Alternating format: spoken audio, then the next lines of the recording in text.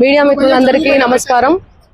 ఏదైతే micro finance పేరిట ఈ సుబ్బు అనే అడ్వకేట్ ఎవరైతే ఉన్నారో ఆయన నా మీద చేస్తున్నటువంటి ఆరోపణలు ఏవైతే ఉన్నాయో అవన్నీ ఫేక్ అలిగేషన్స్. నిజంగా నేను ఇందులో ఇన్వాల్వ్ అయి ఉంటే గిన నేను ఎక్కడికైనా రావడానికి సిద్ధం. నేను ఎక్కడ ఏ పోలీస్ గడపలైనా ఏమంటారు కోర్టు గడపైనా తొక్కడానికి సిద్ధం. నేను ఇందులో నన్ను ఇన్వాల్వ్ అయినావు అని చెప్పి తేలిస్తే నేను ఏమన్నా చేయడానికి సిద్ధం. ఇన్వాల్వ్ కాలేదని తేలిస్తే మీరేం చేస్తారు? మీడియా మిత్రులు అందరూ కూడా, నేను మీడియా ఫ్యామిలీ నుంచి వచ్చాను, మీరందరూ ఏం చేస్తారు? నాకు మాట ఇవ్వాలి. ఆయన ఇవన్నీ తప్పుడు ఎలిగేషన్స్ వేస్తున్నాడు. ఒక బంజారా గిరిజన ఆడబిడ్డ మీద కష్టపడి 14 ఏళ్ల నుంచి ఒక్కొక్క మెట్టు ఎదిగి పోయినటువంటి ఆడబిడ్డ మీద ఆయన ఈ ఫేమస్ కోసం కేవలం బిగ్ బాస్ కి వెళ్ళాలి, శ్రీముఖి అంటే క్రష్, ఫేమ్ అవ్వాలి. ఆయన ఒక భరతనాట్యం డాన్సర్. సో ఆ డాన్స్ అవన్నీ నేర్చుకొని ఉన్నాడు కాబట్టి ఆయనకి సినిమా పిచ్చి ఎక్కువ, సినిమాల మీద మక్కువ ఎక్కువ. దానివల్ల నా పేరు వాడుకొని ఆయన ఫేమ్ అవ్వాలని చెప్పి ప్రతి ఒక్క మీడియా గడప తొక్కి ప్రతి ఒక్కరికి అడిగి ఇంటర్వ్యూ తీసుకోండి అని చెప్పి లేనిపోని అలిగేషన్స్ అన్ని కూడా నా మీద వేస్తున్నాడు. నిజంగా ఆ బాధితుల్ని చూస్తుంటే నాకే చాలా చాలా బాధ అనిపిస్తుంది. నాకేం సంబంధం ఉంది?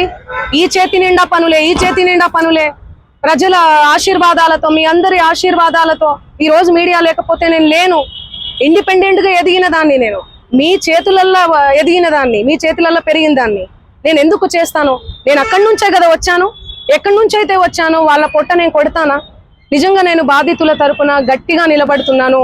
ఎవరైతే నా పేరు యూజ్ చేసి చీట్ చేసి ఎవరైతే వాళ్ళ దగ్గర నుంచి డబ్బులు తీసుకున్నారో వాళ్ళని కంపల్సరీ కఠినంగా శిక్షించాలని నేను పోలీస్ శాఖను కానీ కోరుతున్నాను. సో మిగతా వివరాలన్నీ కూడా మా లాయర్ గారు మాట్లాడతారు. సుబ్బు గారి మీద ఇచ్చాం. సుబ్బు సిగపోగు పూర్తి నేమ్ ఆయన పేరు. చూడండి, ఆయన పేరు మీద నేను కంప్లైంట్ ఇవ్వడానికి వచ్చాను. ఎక్స్టార్షన్ కంప్లైంట్ ఇచ్చాను ఆల్రెడీ. మేము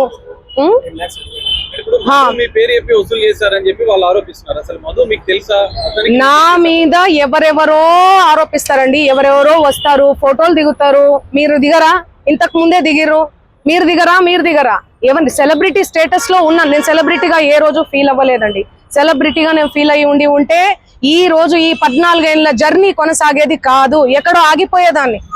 ఎప్పుడైనా కూడా నేను ఎవరి ఇంట్లో పడితే వాళ్ళ ఇంట్లో పోయి అన్నం తినేస్తా. సొంత చెల్లెలాగా, సొంత అన్నలాగా, అన్న చెల్లి తప్ప, అన్న తమ్ముడు తప్ప వేరే సంబోధన కూడా ఉండదు నా నోట్లకెళ్ళి. సో ఎందుకు ఇంతలా బదనాం చేస్తున్నారో నాకు అసలు ఏం అర్థం కావట్లేదు. ఎంతో మంది నాతో ఫోటోలు దిగుతుంటారు, ఎంతో మంది ఇంటికి పోయి ఫోన్ చేస్తుంటాను. అదే చెప్తున్నా, ఫేక్ ఎలిగేషన్స్ అని చెప్తున్నా నేను. అందుకే కేసు పెట్టాం మేము. ఎలా ఇస్తా? ఆయన రివర్స్ అంటున్నాడు. ఆయనే డబ్బులు ఇస్తే నేను నీ పేరు దేను ఇండ్లకెళ్ళి నన్ను డిమాండ్ చేశాడు. మీరు ఇండ్ల పేరు ఉండకూడదు మీది అంటే మీరు పైసలు ఇవ్వాలి నాకు. ఆయన పైసలు ఇవ్వాలనే కదా ఇదంతా చేస్తున్నాడు. మీకు అర్థం కావట్లేదా? అందుకే మేము డిఫమేషన్ కేసు పెట్టినాం. ఎందుకు సంబంధిస్తారండి? ఎవరెవరో వస్తారు, ఆమె మాకు తెలుసు, ఇదిగో నేను ఫోన్ చేస్తాను, ఇదిగో మాట్లాడు, ఇదిగో నా కోసం పాట పాడింది, నా కోసం ఇదిగో ఇంటికి వచ్చింది, అన్నం తిన్నది. అభిమానులు ఎంతో మంది ప్రోగ్రామ్కి వెళ్తున్న క్రమంలో ప్రోగ్రామ్ చేసుకున్న తర్వాత మేము అన్నం తినండి, మా ఇంటికి రండి, మా ఊరికి రండి మేడం, మీ కాలు మోపండి మేడం, మీరు లక్ష్మి లాగా ఇట్లా మాట్లాడుతుంటారు ఎమోషనల్ గా. నేను ఎంతో మంది ఇళ్లలో, నేను కర్ణాటకకు పోయినా ఎక్కడ పోయినా కూడా ఎంతో మంది ఇళ్లలో పోయి అన్నం తినేసి వస్తాను నేను. ఎందుకంటే అభిమానం. నేను చాలా చాలా ఎక్కడి నుంచి అయితే వచ్చానో నా మూలాలు నేను మర్చిపోలేదు. ఓకే, సో ఇవన్నీ కూడా ఫేక్ ఎలిగేషన్స్. నేను మళ్ళీ అవును, మా లాయర్ గారు మాట్లాడతారు. నేను ఇన్ని రోజులు మీడియా ముందు నేను మీడియా 100-200 కోట్ల రూపాయలు అంటున్నారు. మీ పేరు చెప్పి వేరే వాళ్ళు ఎవరైనా వసూలు చేశారనుకుంటున్నారా? ఇప్పుడు నా పేరు చెప్పి ఎవరో వసూలు చేశారు, నాకేం తెలుస్తుందండి? ఆ కేసు వచ్చాను. ఆయన ఏమంటున్నాడు? ఎలా రెస్పాండ్ అవుతానండి నేను? ఇప్పుడు నా ప్రోగ్రామ్స్ అన్ని వదిలిపెట్టేసుకొని నేను రెస్పాండ్ అవ్వాలా? నిన్న కూడా కేసు పెట్టారు. నిన్న నేను ఇబ్రహీంపట్నంలో శ్రీదత్త కాలేజ్ లో నేను ప్రోగ్రామ్ చేయడం జరిగింది. అది వదిలేసుకొని నేను వచ్చి నేను సంజాయిసి ఇచ్చుకుంటా కూర్చోమంటారా నన్ను? చెప్పండి. క్లోజ్ ఫ్రెండ్ మధు అంటున్నారు. ఎందుకుంటారండి క్లోజ్ ఫ్రెండ్స్? మా బంజారా కమ్యూనిటీ వాళ్ళందరూ కూడా సన్నిహితంగా ఉండే వ్యక్తి మధు అంటున్నారు. ఎందుకుంటే చాలా మంది ఉంటారండి. ఉస్మానియా యూనివర్సిటీ ఉన్నారు, కర్ణాటక యూనివర్సిటీ నుంచి ఉన్నారు. నా ఓన్ చేసుకుంటారు, మా అక్క అని చెప్పి. మా కమ్యూనిటీ వాళ్ళు, మేము కూడా మా కమ్యూనిటీ అని చెప్పి నేను కూడా మాట్లాడతాను ఓన్ చేసుకొని. అరే తమ్మి అనుకొని అది ఇది అనుకుంటే మా భాషలో మాట్లాడతాను నేను. కంప్లైంట్ ఇచ్చిన సుబ్బారావు మీద ఇప్పుడు పంజాబ్ కేసులో కంప్లైంట్ చేస్తారు, మీ మీద ఆరోపణలు చేస్తున్నారు. ఇప్పుడు నేను ఒకటే మాట, మధు మీద ఎందుకు కంప్లైంట్ చేస్తలేరు మీరు? నాకు డబ్బులు వసూలు చేశాడని నాకు తెలియదు కదండి. ఈయన చెప్తున్నాడు కదా. అవును, చేసి పెడతాము, అందరి మీద పెడతాము. ఒకరు సిఐడి కేసు ఉంది వాళ్ళ మీద, సిఐడిలో ఉంది ఆ కేసు.